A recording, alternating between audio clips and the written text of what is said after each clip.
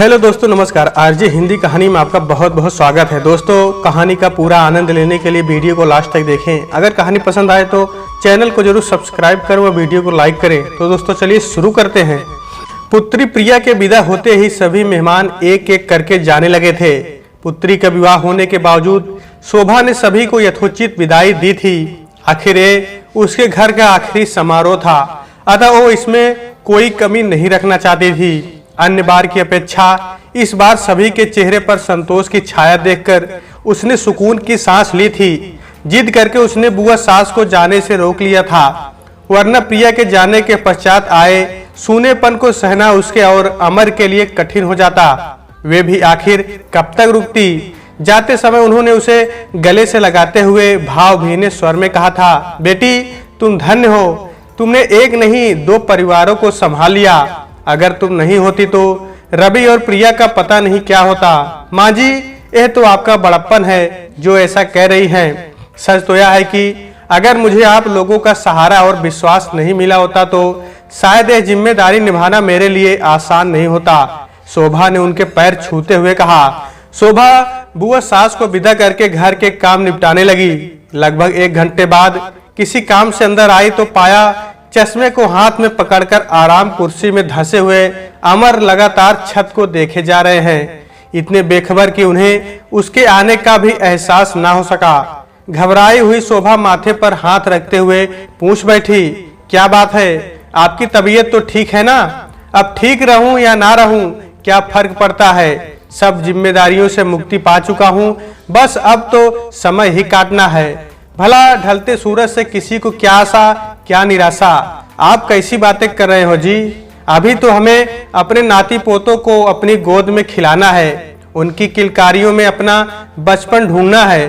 कहते हुए शोभा ने उनकी उदासी तोड़ने का प्रयास किया। नहीं शोभा, जीने की इच्छा तो उसी समय समाप्त हो गई थी जब रमा ने संसार छोड़ा था, किंतु अभी तक उसके देहावसान के समय दिया वचन निभा रहा था। बच्चों के उत्तरदायित्व से मुक्त हो चुका हूँ, अब तो जीने की इच्छा ही नहीं रही है। शोभा की आंखों में एकाएक आंसू भर आए। उन्हें पलकों पर सहेजते हुए बोली, गैस पर दूध रखा है, अभी आती हूँ। आंचल मुंह में ठूंसती हुई शोभा रसोई की ओर भागी। मस्तिष्क के आगे दिल हार गया तथा आंखों से झरझर आंसू बहने लगे थे। क्या 25 वर्षों के उसके त्याग और बलिदान की अमर की नजरों में कोई कीमत नहीं रही? किसी ने सच ही कहा है, दूसरी औरत दूसरी ही होती है। कर्तव्य की तेज धार पर चलते चलते छलनी होती जाती है, फिर भी उसके मन को कोई भी नहीं समझ पाता। उसके हिस्से में सिर्फ कर्तव्य ही आते हैं, अधिकार नहीं। पुरुष जिस अहंकार से अपने पहले प्यार को दूसरी पत्नी के समक्ष प्रस्तुत करता रहता है, बिना यह जाने कि उसकी आत्म स्वीकारोक्ति से कौन कितना आहत हो रहा है, क्या औरत भी उतनी ही बेबाकी से अपने पहले प्यार की स्वीकारोक्ति कर पाती है? कभी भूल से भी उस प्रकरण को दोहरा दे तो कयामत आने में देर नहीं लगती। वो जानती थी कि वो चाहे कितने भी आंसू क्यों ना बहा ले, अमर पर उनका कोई असर नहीं होगा। अनायास ही मन 25 वर्ष पूर्व के पन्नों को पलटने लगा। आज से 25 वर्ष पूर्व जब वो ब्याह कर इस घर में आई थी तो पहले ही दिन वो 2 बच्चों की मां बन गई थी। अभी वो ढंग से बैठ भी नहीं पाई थी कि बुआ सास मीरा ने 8 वर्षीय रवि तथा 4 वर्षीय प्रिया को उसे सौंपते हुए कहा था, तुम तो जानती ही हो बेटी की छोटी उम्र में ही इनके ऊपर से माँ का साया उठ गया है। बेचारे अभी तक इधर उधर ही भटकते रहे हैं। अब तुम्हारे आने से आशा है इन्हें अस्थायित्व मिल जाएगा और शायद टूटा घर एक बार फिर से बस जाए। घर में वे ही बुजुर्ग थी। अमर के माता पिता का स्वर्गवास काफी पहले ही हो चुका था तथा दोनों भाइयों अमर और समर की परवरिश भी बुआ के घर ही हुई थी, अतः सब उनको अत्यंत मान सम्मान देते थे। इस तथ्य से वो भली भांति परिचित थी। उसकी दीदी रागिनी उसके पास ही खड़ी उसे संबल प्रदान कर रही थी, किंतु अन्य सभी की नजरों में तैरती आशंका उसे अस्पष्ट नजर आ रही थी। तभी 4 वर्षीय प्रिया कह उठी, दादी अम्मा, आप तो कह रही थी कि तुम्हारी मम्मी को लेकर आ रहे हैं, किंतु ये तो हमारी मम्मी नहीं है, कोई और है। बेटा, ये तुम्हारी नई मम्मी है। ये भी तुम्हें उतना ही प्यार करेंगे जितना तुम्हें तुम्हारी मम्मी करती थी। मीरा बुआ ने उसे समझाते हुए कहा, आप झूठ बोलती हो दादी अम्मा, ये मेरी मम्मी नहीं हो सकती। नहीं हो सकती, कहते हुए रोती हुई कमरे से बाहर चली गई। उसके पीछे पीछे उसका बड़ा भाई रवि चला गया था, शायद उसे समझाने के लिए। रवि को परिस्थितियों ने समय से पूर्व ही समझदार बना दिया था, किंतु मां के प्यार के अभाव के कारण प्रिया चिड़चिड़ी हो गई थी। रमा की मृत्यु के पश्चात असुरक्षा की भावना ने इसे चिड़चिड़ा बना दिया है। बच्ची है, तुम्हारा प्यार पाकर ठीक हो जाएगी, मीरा बुआ ने उसे समझाते हुए कहा था। एकाएक शोभा को अपने 7 वर्षीय पुत्र राहुल का ध्यान आ गया था। पता नहीं वो कैसा होगा, पहली बार उसे अकेला छोड़ा है नाना नानी के पास। उसे ना पाकर वो मासूम ना जाने कैसा महसूस कर रहा होगा, ना जाने क्या सोच और समझ रहा होगा। विवाह से पूर्व ही वो राहुल के बारे में अमर से विचार विमर्श करना चाहती थी, किंतु उसके माता पिता ने मना कर दिया। बोले, पूरी जिंदगी पड़ी है तेरे सामने, एक बार फिर जिंदगी में कुछ खुशियां तेरे हाथ में आ रही हैं तो आने दे। यदि अमर को उसे रखने में आपत्ति हुई तो हम तेरे लाडले को दिल के टुकड़े की तरह सहेज कर रखेंगे। भाई राजेश ने भी उनकी बात का समर्थन किया था। विनोद याद आए थे, क्या तेज था उनके चेहरे पर, किंतु होनी को कौन टाल पाया है। विवाह के 1 वर्ष पश्चात ही कैंसर की जानलेवा बीमारी ने एक हष्ट पुष्ट विनोद को मिट्टी में परिवर्तित कर दिया। ना कोई कुछ समझ पाया और ना ही कोई कुछ कर पाया। सब मामूली ज्वर ही समझते रहे। जब तक डॉक्टर समझ पाते तब तक बहुत देर हो चुकी थी। सिर्फ 5 दिनों में ही उसकी दुनिया ही बदल गई थी। गर्भ में उनके प्यार का अंश पल रहा था। उसके माता पिता का मानना था कि संतान उसके पुनर्विवाह में बाधक बन जाएगी। अभी उम्र ही कितनी है, विवाह तो करना ही होगा। अतः उन्होंने उसे गर्भपात कराने की सलाह दी, किंतु वो अड़ गई। एक माँ होकर वो ऐसा कृत्य कैसे कर सकती है? अपने ही हाथों अपने प्यार की निशानी को भला कैसे नष्ट कर देती? वह पुनर्विवाह के पक्ष में नहीं थी। विनोद के साथ बिताए 1 वर्ष में उसने जीवन की धूप छांव का अनुभव कर लिया था। वह पुनः इस बंधन में बंधने को वह तैयार नहीं थी। उसका मानना था यदि वैवाहिक सुख उसके नसीब में होता तो विनोद ही उसे छोड़कर क्यों जाते। विनोद के साथ बिताए पलों की खट्टी मीठी यादों के सहारे शेष जीवन को व्यतीत करना चाहती थी। नन्हे दीप की ज्योत से ही अपने अंधेरे जीवन को संवारना उसका प्रथम और अंतिम लक्ष्य बन गया था। समय के साथ राहुल का जन्म हुआ। सूनी बगिया में बहार आ गई थी। राहुल के जन्म के साथ ही उसे भविष्य की चिंता प्रारंभ हो गई। उसने नौकरी के लिए अप्लाई करना प्रारंभ कर दिया। आखिर उसे एक कंपनी से नौकरी का ऑफर मिला, लेकिन राहुल के छोटा होने के कारण वो असमंजस में थे कि वो इस ऑफर को स्वीकार करे या ना करे। उसकी मना स्थिति को समझकर उसके पिता ने उसे समझाया था, राहुल की देखभाल तुम्हारी माँ कर लेगी। आज की परिस्थिति में तुम्हारे लिए नौकरी अत्यंत आवश्यक है, स्वयं को व्यस्त रखने का एक जरिया भी है। आत्मनिर्भर बनकर न केवल तुम अपना खोया आत्मविश्वास लौटा पाओगी, वरन बाहर की दुनिया में व्यस्त रहकर कुछ क्षणों के लिए जीवन में आए रिक्तता को भूलकर आत्मसंतोष के साथ जीवन व्यतीत कर पाओगी। उसने नौकरी ज्वाइन कर ली थी। समय के साथ उसे स्वयं अनुभव होने लगा था कि इस दुनिया में एक सुंदर और जवान स्त्री का रहना उतना आसान नहीं है जितना उसने सोचा था। यदि कहीं वो अकेली जाती तो उसे लगता झट अड़ोस पड़ोस की खिड़कियां खुल जाती तथा पर्दों के पीछे छिपी अनगिनत निगाहें उसका पीछा करती रहती। कभी विनोद का कोई सहयोगी परिवार सहित भी उससे मिलने आता तो व्यंग्यात्मक लहजे में कई बातें उसका दिल छलनी कर जाती। ये वही औरतें थी जो कहने को तो अत्याधुनिक होने का दिखावा करती थी, किंतु उनकी सोच पुरातन पंथी ही होती है। वो उनके शब्दों में छिपे विष को महसूस कर वो असहज होने लगी थी। कभी कभी वो सोचती कि औरत ही औरत की दुश्मन क्यों बन जाती है, क्यों एक स्त्री दूसरी स्त्री को ढंग से पहनते ओढ़ते नहीं देख सकती। इस बीच उसके माता पिता ने उसके विवाह की बात चलानी चाहिए, किंतु उसने दृढ़ता से मना कर दिया था। किसी के साथ तन मन के साथ जुड़ना इतना आसान नहीं होता। उसके भारतीय संस्कार ही उसे चुनौती दे रहे थे। क्या अग्नि के समक्ष ली गई प्रतिज्ञा को तोड़ पाना इतना सहज है?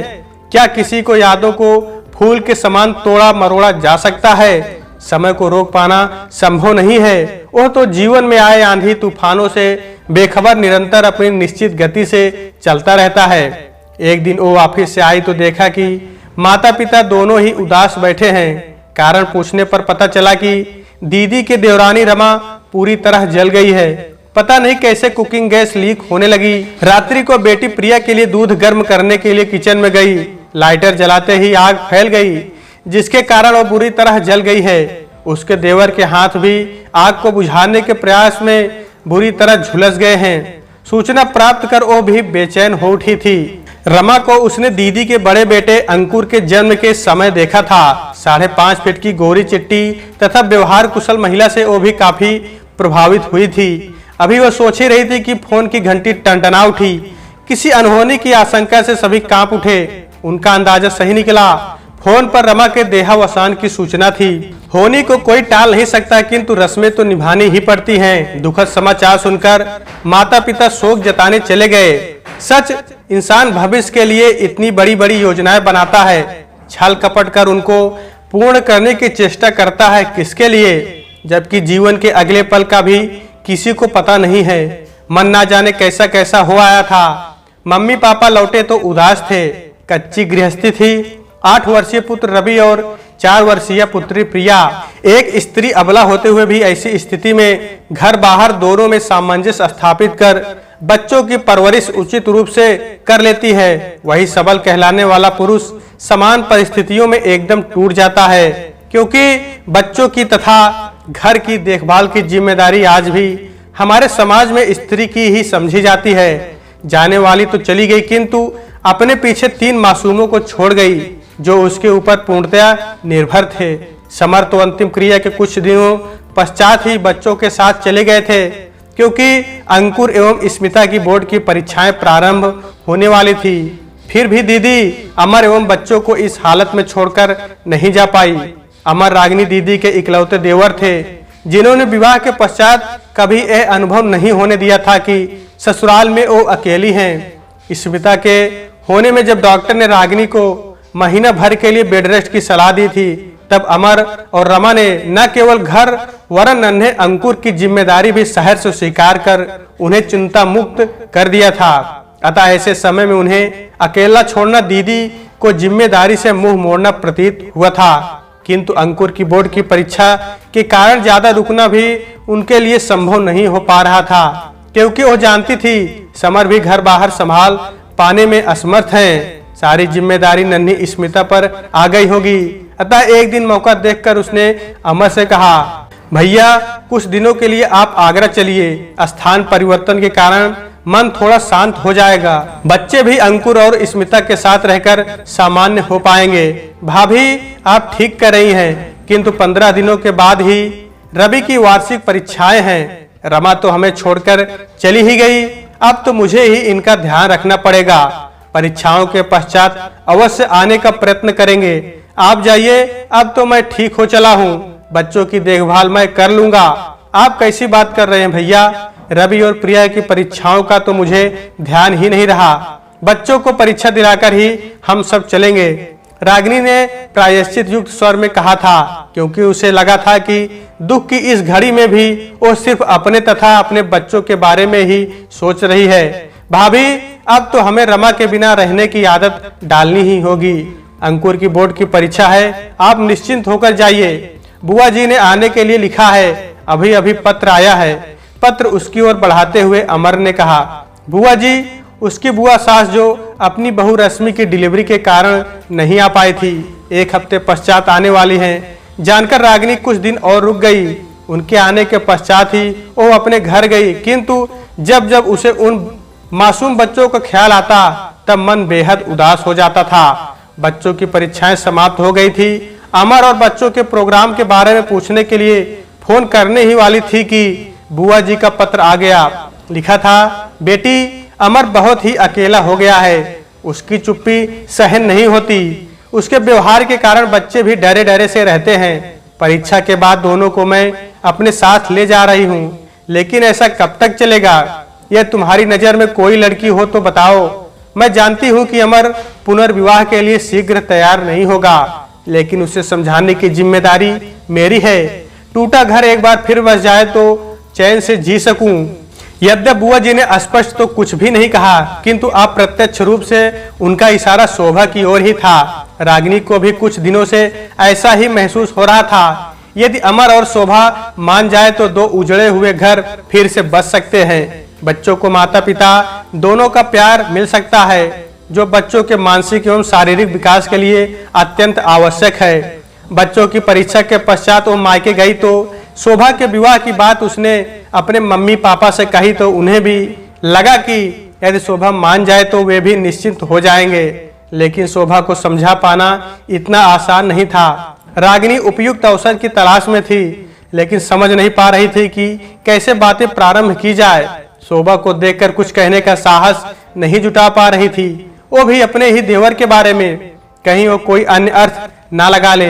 यहाँ तक कि उसको लेने के लिए समर भी आ गए। समर के साथ अंकुर, स्मिता और राहुल का रोज घूमने जाना तथा अपनी मनपसंद चीजें खरीदना मासूम राहुल के लिए अनहोनी बात थी। राहुल को देखकर कभी कभी लगता कि उसका बचपना कहीं खो गया है। यहाँ तक कि शोभा भी अपने जीजा जी के साथ पिछले कुछ वर्षों से उतनी सहजता से बातें नहीं कर पाती थी।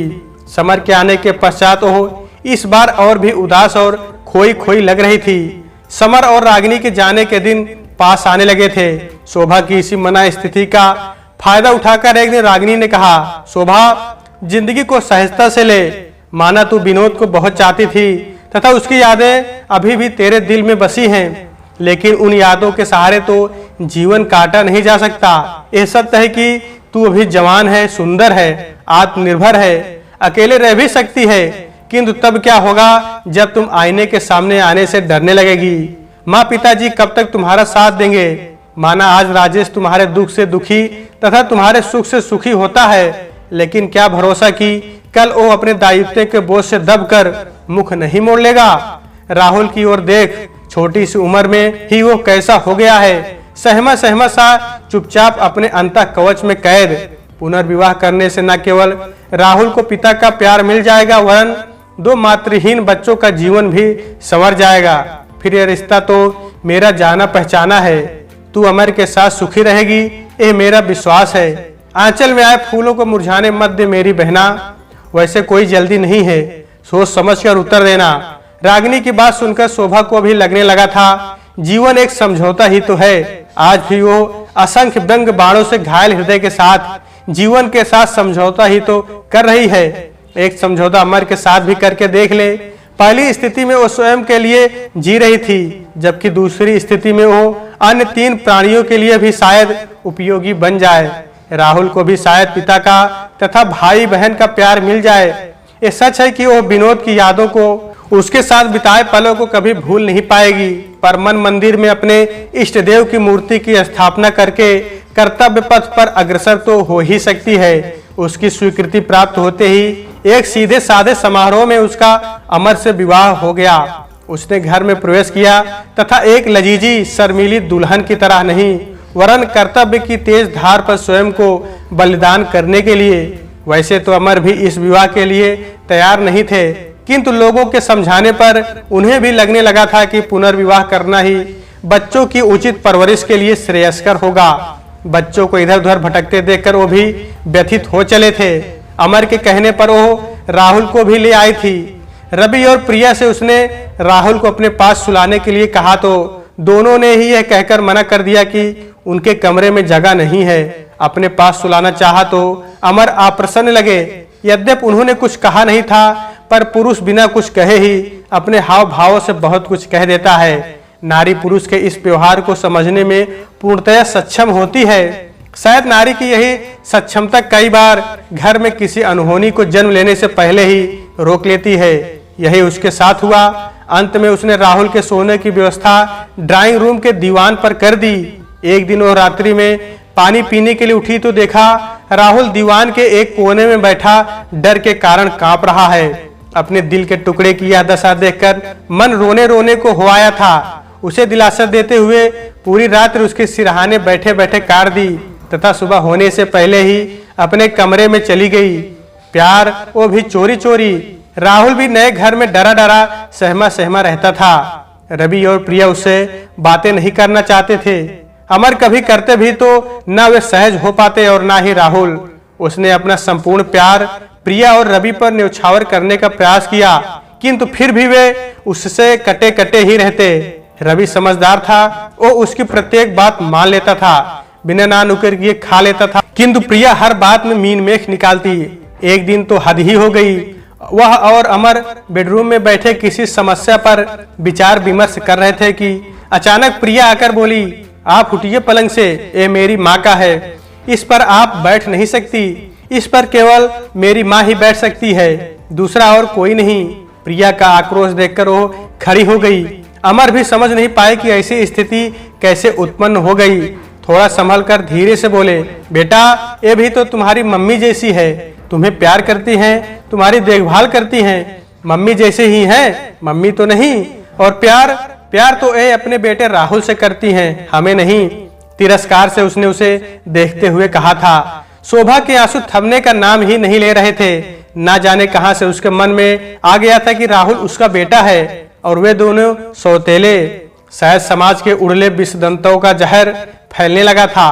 परिस्थितियों से समझौता करने के प्रयास में दिल छलनी होने लगा था, किंतु चाहते हुए भी वो कुछ भी नहीं कर पा रही थी। धीरे धीरे उसे एहसास होने लगा था कि उसके लगातार प्रयास करने के बावजूद अन्य सभी की उपेक्षा के कारण राहुल हीन भावना से ग्रसित होने लगा है, जो उसके स्वस्थ विकास में रुकावट बन सकता है। इसका असर उसके रिजल्ट पर भी पड़ने लगा है।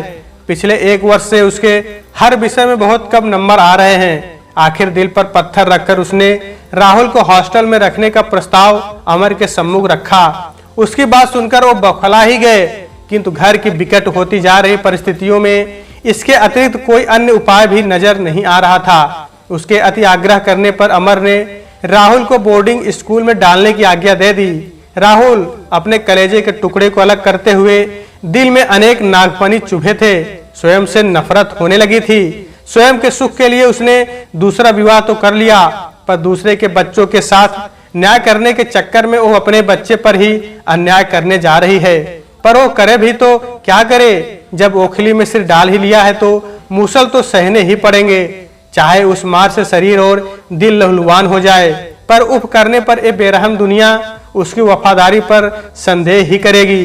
राहुल भी बिछड़ते हुए बहुत रोया था। उसे रोते देखकर उसका दिल भी रो रहा था, पर शरीर पत्थर बना उसे समझाने में नाकाम सिद्ध हो रहा था। उस समय 10 वर्षीय राहुल से बस इतना ही कह पाई, मुझे क्षमा करना बेटा, पर मैं जो कर रही हूँ तेरे भविष्य के लिए शायद यही उचित है। वार्डन के हाथों उसे रोता हुआ छोड़कर वह लौट आई थी। उसके फैसले पर उसके परिवार में भी विरोध हुआ। उसके माता पिता ने राहुल को अपने साथ रखना चाहा, किंतु उसने स्पष्ट शब्दों में कह दिया कि उसने उनका कहना मानकर दूसरा विवाह तो कर लिया, किंतु अब उसे अपनी समस्याओं को स्वयं सुलझाने दे। जिंदगी के साथ किए समझौते को निभाने की नाकाम कोशिश कर रही थी, पर विषम से विषम हालत में भी वो नौकरी नहीं छोड़ना चाहती थी।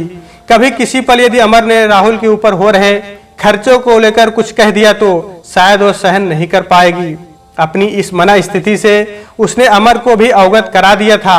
अमर ने भी उसकी इच्छा का आदर किया था, किंतु उसकी नौकरी की वजह से किसी को कोई कष्ट ना हो, इसका वो विशेष ध्यान रखती थी। बच्चों की हारी बीमारी में सदा उसी ने छुट्टी लेकर उनकी सेवा शुश्रूषा की, कभी भी अमर को शिकायत का अवसर नहीं दिया। धीरे धीरे राहुल भी उसकी स्थिति को समझने लगा था, अतः धीरे धीरे उसने हॉस्टल के नियमों के अनुसार स्वयं को ढालना प्रारंभ कर दिया था। शोभा को जब भी मौका मिलता उससे जाकर मिल आती। उसे संतोष सिर्फ इतना था कि अब वो अच्छे अंकों से उत्तीर्ण होने लगा था। राहुल को हॉस्टल भेजने के कारण प्रिया की उसके प्रति कड़वाहट कुछ कम होने लगी थी। धीरे धीरे रवि और प्रिया भी उसके महत्व को समझने तथा आदर देने लगे थे। यद्यपि उन्होंने कभी उसे माँ कहकर नहीं बुलाया। रवि मौसी कहता था, प्रिया ने भी उसी का अनुसरण किया। यही कारण था कि अब जब छुट्टियों में राहुल घर आता तब सब उसे सहज भाव से स्वीकारने लगे थे। साथ साथ खाते सोते, यहाँ तक कि खेलते हुए अपने खिलौने भी उसके साथ शेयर करने लगे थे। समय के साथ रवि इंजीनियर बनकर एक प्राइवेट कंपनी में लग गया था, वहीं राहुल पुलिस ऑफिसर के पद पर कार्यरत हो गया। प्रिया भी महाविद्यालय में अध्यापिका बन गई थी। अब सगे संबंधी अड़ोसी पड़ोसी भी उसके त्याग एवं बलिदान की सराहना करते करते नहीं थकते थे, जिसके साहस और सहनशीलता ने एक टूटे परिवार को प्यार और स्नेह के बंधन में बांध दिया था। रवि राहुल के विवाह की जिम्मेदारी पूरी कर वो फूली नहीं समाती थी।